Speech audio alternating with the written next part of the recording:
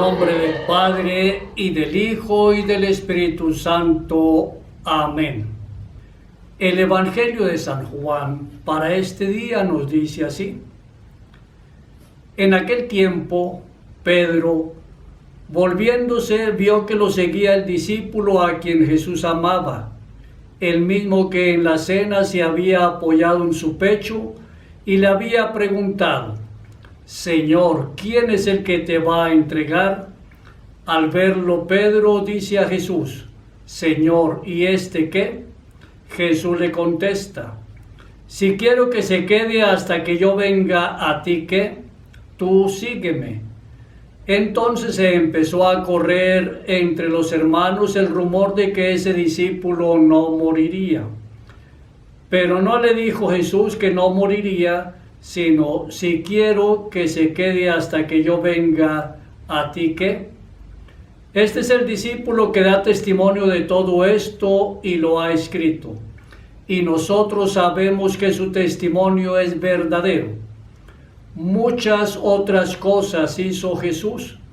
Si se escribieran una por una, pienso que ni el mundo entero podría contener los libros que habría que escribir. Palabra del Señor. El texto está tomado de Juan capítulo 21, versículos 19 a 25. Este texto proclama la conclusión del Evangelio de San Juan. Claro, cuando esta parte ha sido escrita, ya el evangelista ha muerto. Por lo tanto, es la comunidad que lleva el nombre de Juan quien ha puesto por escrito esa hermosa experiencia de fe y nos la ha dejado a nosotros como herencia. La comunidad afirma que Juan es el discípulo que da testimonio y que su testimonio es verdadero. Es lo que leemos en los últimos versículos. Y qué bueno entonces que nosotros también estemos atentos para que con nuestra vida demos un testimonio verdadero de Cristo resucitado entre nosotros. Por eso la conclusión final es todo un monumento gigantesco a la persona de Jesús. No se terminará de hablar ni de escribir sobre él. Y lo dice él muy clarito: si se escribieran una por una, pienso que ni el mundo entero podría contener los libros que habría que escribir. Y esto que encontramos aquí en el Evangelio es una gran realidad. A lo largo de 2000 años es muchísimo de lo que se ha escrito acerca del Señor Jesús, de Cristo resucitado. Y lo que se ha escrito es porque Él, presente en la comunidad, siempre está actuando.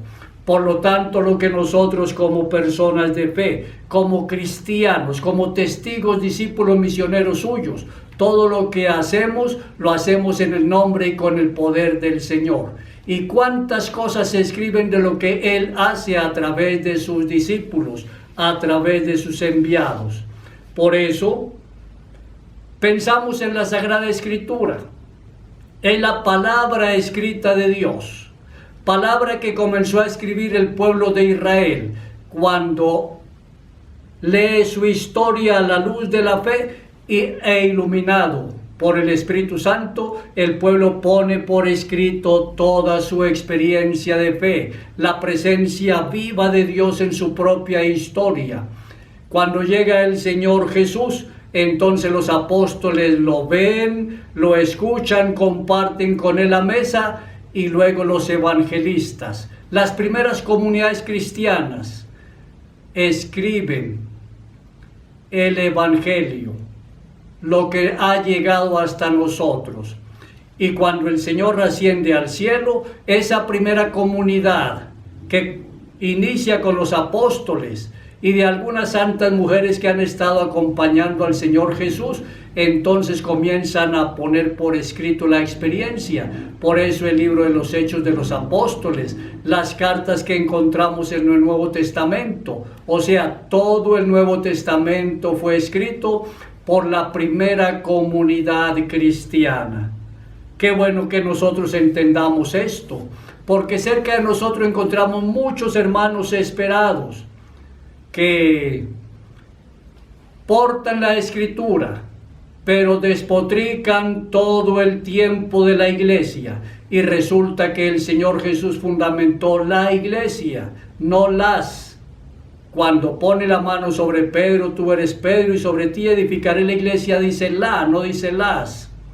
Y entonces nuestros hermanos esperados, cuando se separan de la iglesia, hacen lo mismo. Que, por ejemplo, algún hincha de un equipo determinado, ejemplo, el Santa Fe.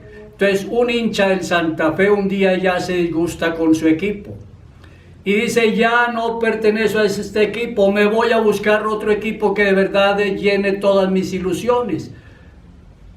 Pero comienza a portar la camiseta de ese equipo que abandona y la lleva por todas partes, habiendo renunciado a ser hincha de ese equipo, habiendo renunciado su apoyo moral a ese equipo. Lo mismo pasa con nuestros hermanos esperados. Renuncian a la iglesia, pero se llevan entonces la camiseta y esa camiseta se llama la Sagrada Escritura. Qué bueno que todos entendamos.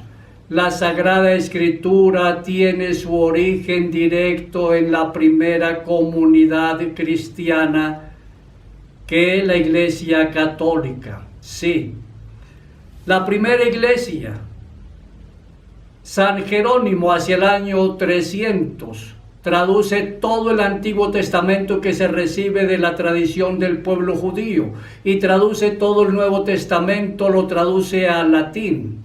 Y es la misma iglesia hacia el año 500 que dice en el concilio, estos son los 73 libros que conforman la Sagrada Escritura. Por lo tanto, podemos preguntarnos, ¿quién tiene la verdad acerca de la Escritura? ¿La iglesia que tiene la misma edad de nuestro Señor Jesucristo?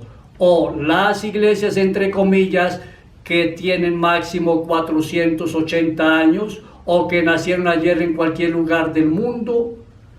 La iglesia es una como Dios es uno, hemos dicho también ayer.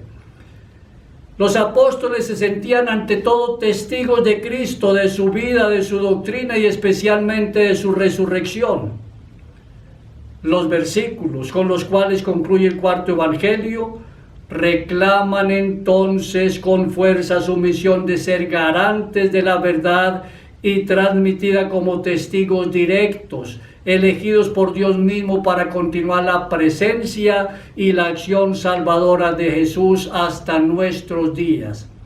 El Señor le dice a los 12, vayan por todo el mundo, y ellos van, y luego Juan va a decir, lo que hemos visto, lo que hemos escuchado del verbo, eso les anunciamos. Es lo mismo que dice aquí en el Evangelio que acabamos de proclamar.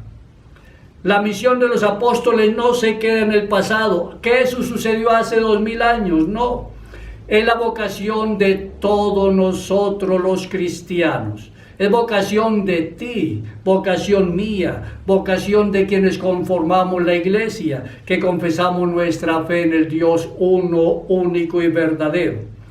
Estamos llamados, enviados por el Señor a ser signos visibles de la palabra en Dios, en esa palabra en la que creemos mediante nuestra vida, esa palabra que practicamos todos los días. Quienes la escuchamos, tenemos el poder de decir lo mismo que dijeron los apóstoles. Lo que hemos visto y escuchado directamente del Señor, eso anunciamos, eso compartimos.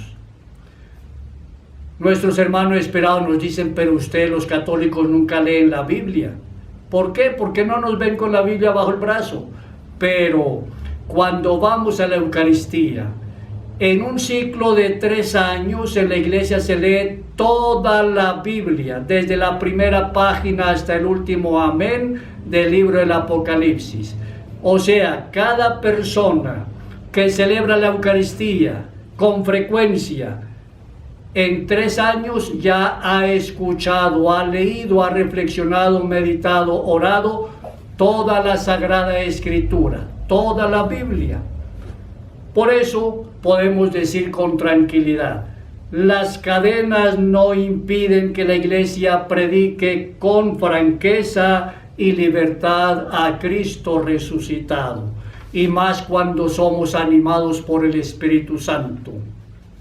En este noveno día de la novena de Pentecostés, ya mañana celebramos esta hermosa solemnidad, hagamos esta oración pidiéndole al Señor las luces del Espíritu Santo.